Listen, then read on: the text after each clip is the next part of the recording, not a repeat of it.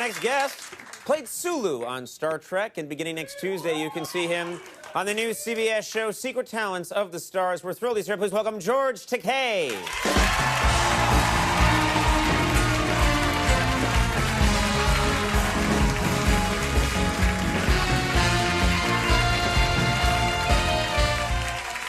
Thrilled you're here, George. Live long and prosper. That was... Wait a minute, that was Spock. Well, I mean, a good greeting. We all incorporate. Everyone should live long and prosper. Exactly. Be he Vulcan or... Well, Vulcans are long-lived, to about 200 years. Yes, they live to 200 years, I guess. But I was told by a doctor that our machines, our human bodies, are programmed to be operative for about 135 years. And it's what we do to it or not do for it that the machine breaks down before that full operative life. Wait a minute, are you saying if I just drink a lot of, like, distilled water and eat vegetables, I'll live to 135? No, moderation in everything. Eat healthy, lots of fiber, take lots of sleep. Wait a minute, who too. just wooed fiber? What the hell is that? That's what I love about the younger generation. Fiber! Whoa!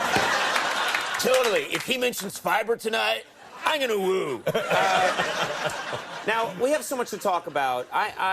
You have been very public about your, I don't want to say the word disdain, but your hate for William Shatner. You and William Shatner, you didn't like William Shatner all those years that you were making Star Trek. You thought he was a little overbearing. It got on your nerves. You used to talk about it a little bit. Last year, you got to roast him.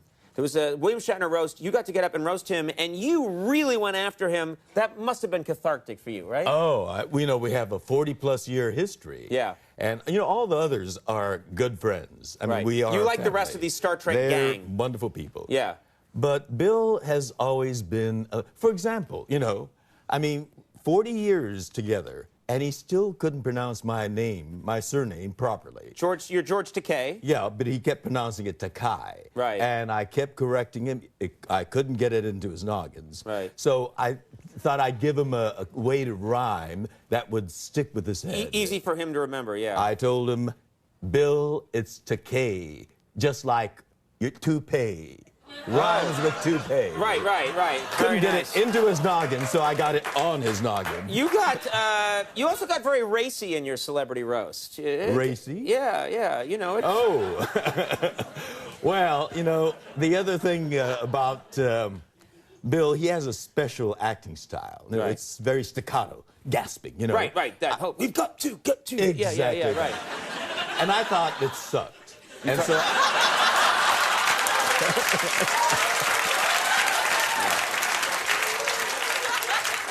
I told him if I could get my partner to suck that hard, I'd never leave my chateau.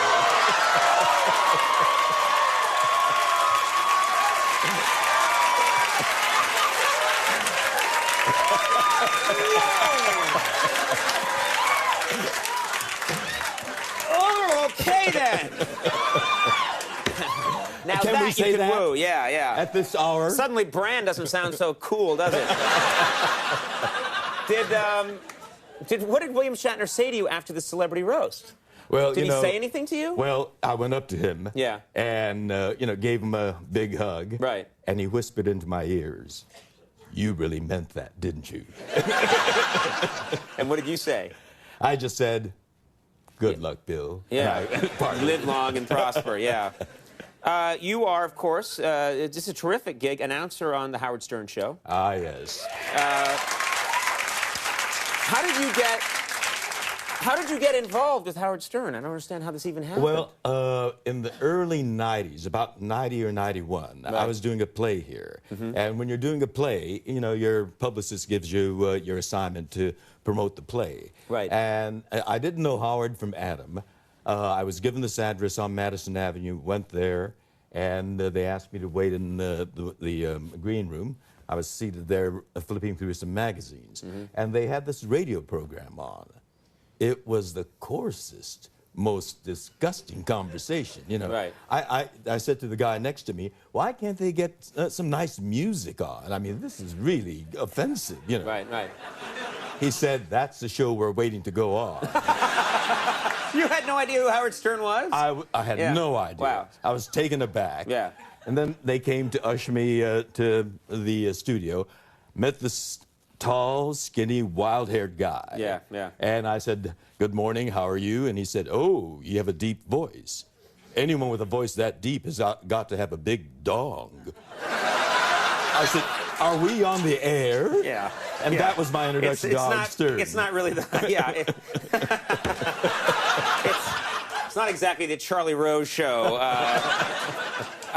Now, I have to ask you about this because I didn't know this about you, and I thought I knew it all.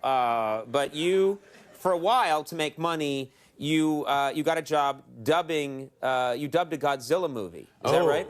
Well, that was my first paying gig. Yes. That was back, would you believe? There it is. It's that's that's a still from Godzilla Raids Again, and your job was to dub in the English dialogue to this Japanese language movie. Yeah. This was back in 1958. Right. My very first gig that got me in the Screen Actors Guild. Sure. So this year is my 50th anniversary as a card-carrying member of the Screen Actors Guild. Congratulations. So the challenge with that. Yeah, the challenge is because sometimes, no matter what you try, it never looks like it syncs up exactly. That's right. That's the thing people always make fun of. It's people like, oh, Godzilla, but it doesn't look like it syncs up. Why? And so because they're talking in a foreign language. And That's right. That's the reason. You know, you got to come up with what the Japanese means, but at the same time to fit the lip movements. Right, you know? right.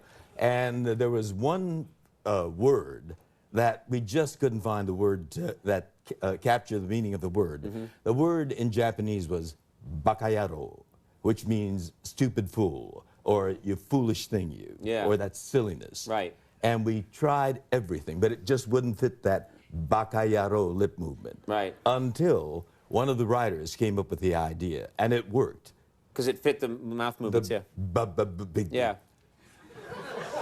Banana oil. What? So when the person's supposed to say, you stupid fool, he says banana oil? Banana oil. What the hell is what? It works in that context. It works in that context? Sir, I just let Godzilla go and I told him trash Tokyo. Banana oil! I think we have this clip. I gotta see this clip. Let's take a look. I've got to be brave. Now it's so eerie and still. What can anybody do about this now? I'm glad you're here. You're so brave, Skyoka. Absolutely, darling. Banana oil. I love that. That's terrific. I mean, 50 years ago. That's a beautiful moment. I'm going to use that in my conversation. Banana oil. The next time I'm having a fight with my wife about banana oil. Secret Talents of the Stars. This is great. You're going to do some singing on this show? Well, you know, they called and said, you know, asked me, you're known as an actor. Right. Do you do something else that most people don't know about? Right. And I said, well, I sing in the shower every morning. I've been doing that, you know, all these years. And they said, what do you sing? And I said, well, all sorts of songs, but, you know, a lot of country songs. Right. And they said, all right, we'll have you do country songs on this Secret Talent of the Stars I'm show. looking forward to the Secret Talents of the Stars premieres Tuesday at 10 on CBS. George, thanks so much for being here. Always a pleasure. That was great. Goodbye. George Takei. We'll be right back with The Bravery. We'll see you. Yep.